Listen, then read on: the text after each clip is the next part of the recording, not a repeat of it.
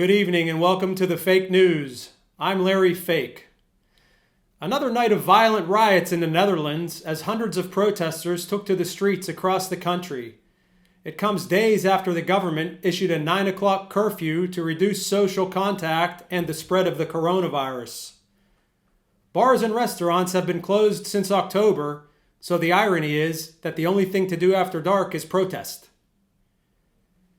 China has stepped up COVID screenings ahead of the Lunar New Year holiday, when tens of millions of people usually travel home to their families.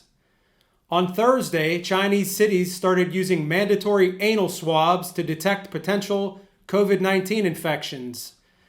This seems to be the most effective deterrent to the virus yet, because on Friday, nobody in China left their house. Lawyers for Ghislaine Maxwell have asked for her case to be dismissed because the grand jury that indicted her was not diverse enough.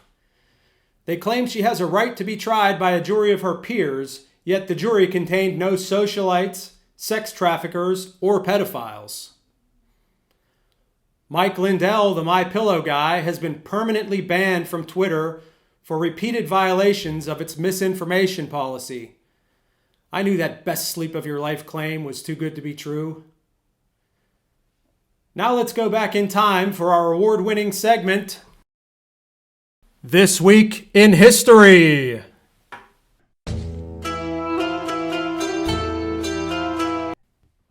In 1961, U.S. President John F. Kennedy appointed Dr. Janet Travell as the first woman to be the personal physician to the president. She told him to ask not which way to turn his head, but to turn it and start coughing. I do not shrink from this responsibility. I welcome it. In 1807, London's Pall Mall became the first street lit by gaslight. In 1880, Thomas Edison patented the electric incandescent lamp. In 1962, John Baird, a Scottish inventor, demonstrated a pictorial transmission machine called television. In 2010, Steve Jobs introduced the iPad. What are you doing? I'm looking for my keys. Here, try this. Ah. This has been This Week in History. A class action lawsuit filed in California claims that Subway tuna sandwiches do not contain any tuna.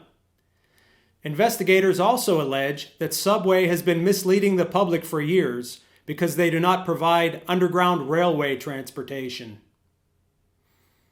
Pizza Hut has introduced a Detroit-style pizza as it looks to advance its economic turnaround.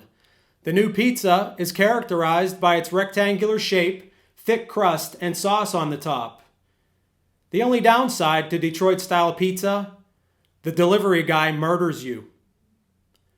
For FNN, I'm Larry Fayk. Tune in next week for another edition of the Fake News. Good night, and may all your news be fake.